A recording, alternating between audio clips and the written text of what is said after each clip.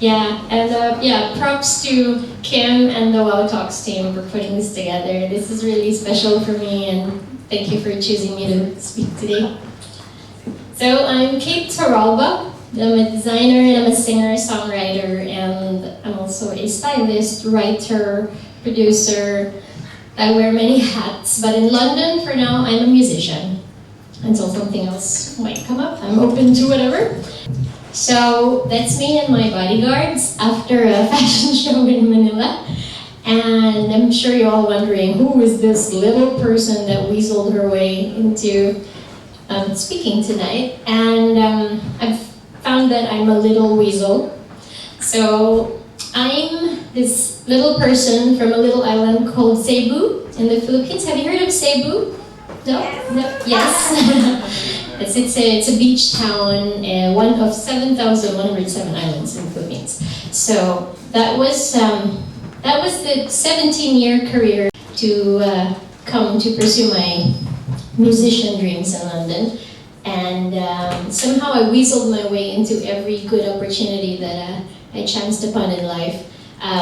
I got my first job after attending a youth forum in the Philippines about politics, and I had no interest in politics, and I met this very famous senator, and she offered me a job on the spot because she thought I was funny and smart. I don't know. And that was my first job. That was the job that took me out of the little island to the big city called Manila, and I eventually weaseled my way into a fashion career by being somebody's date to a big fashion party for preview magazines like the Vogue of the Philippines.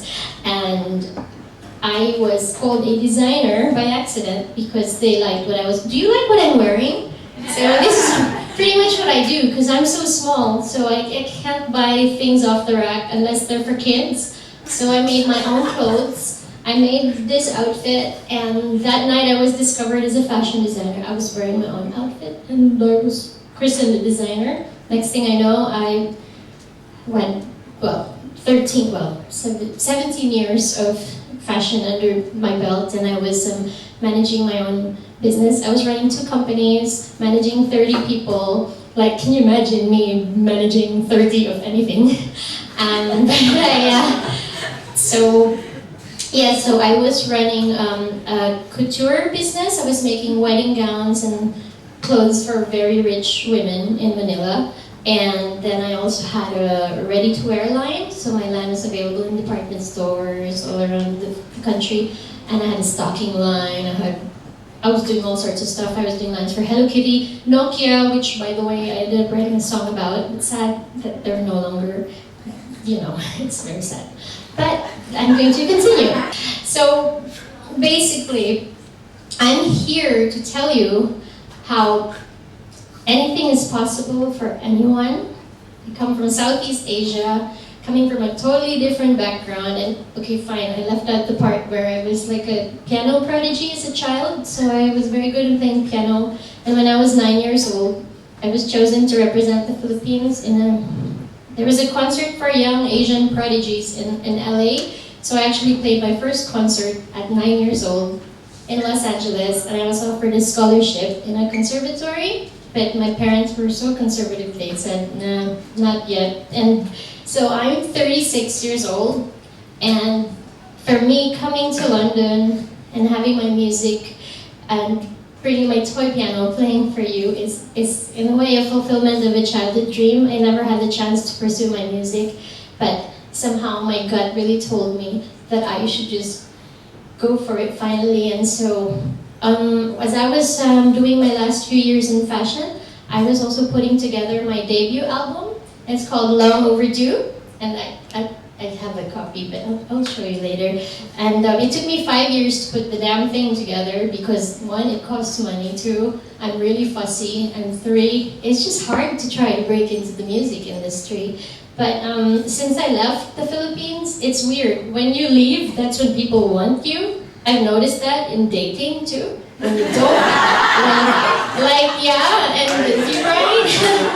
And I'm just like, oh, okay, so it's funny because since I left my country, that's when they started taking me seriously as a musician, because they were like, oh, she's the designer who sings too, but they didn't know how serious I was. And last year I got nominated for the equivalent of a Grammy with my album, so it's really not bad. I invite you to check out my music on Spotify and on iTunes. And basically, I think that in a nutshell, I'm a testament to how even little people can do big things, and and honestly, I came here not really knowing what my dream entailed, and then I realized, oh my God, London is a tough city, you know? There's so many amazing, talented people all vying for attention, and I bring my little piano to these open mics and I play, and it's so much fun, and at the same time, it doesn't pay money. Yeah, I didn't think about that part, but I've always believed in goosebumps not lying. So goosebumps don't lie. And a year ago, I crashed a talent showcase in Shoreditch. I was on holiday because the airfares were so cheap, and then I came and then nobody knew who I was, and then I basically pestered everyone, including Nate James, the host of that night called Sessions 58. I crashed this night, and they were like, oh, but we booked already, like everyone, they're coming from Liverpool and Manchester. And I'm like, I came from the Philippines. You have to let me play. And they did. They made me play. I played one song, and then they liked it so much, and they asked for an encore, and then they liked it so much. And next thing I know, I was getting emails, being booked for shows, and being, invited to play at festivals. I've since played in venues like the Ronnie Scott's Bar and the Jazz Cafe in Camden, and it's been such a wild ride. But then you have to brace yourself for the shitty stuff, because there's a lot of shitty stuff involved when you're up to something big. And frankly, I wake up every day just wondering, oh my God, what's next? But then, if you really, really love and really enjoy what you're doing, you're gonna do whatever it takes to make things work. It's like a relationship. I haven't been in one for 7 years, so I wouldn't know what I'm talking about. But I'm actually working on a one-woman show called 7 Year Bitch, which investigates why I'm still single after 7 years. And I'm going to art direct it, make the costumes, and then write the script, and do everything myself. And I'm gonna go and I want to be a part of the Fringe Festival. So if you're rooting for me to join the Fringe Festival, hopefully you'll like my Facebook page, and I'll update you if I actually manage to get there. But see, that's the way I think. I just imagine things, and I don't really know how hard it is to get there. Then I've managed to get here today, speaking in front of you, and I totally forgot everything I was gonna say, but I feel so comfortable right now. And so thanks to Lights of Soho and Wow Talks for inviting me, and this is really this is an amazing gift that you guys have done for me. And which leads me to, well, thank you everybody for having me, but this is the question I ask myself every day. Are you willing to do whatever it takes to keep your dream going? And frankly, most days I don't know what I'm doing. But then I just know that when I'm behind that little piano and I'm here talking to you, everything makes sense. So I want to thank you guys for making me feel that I'm on the right path and I should keep going. So thank you so much. And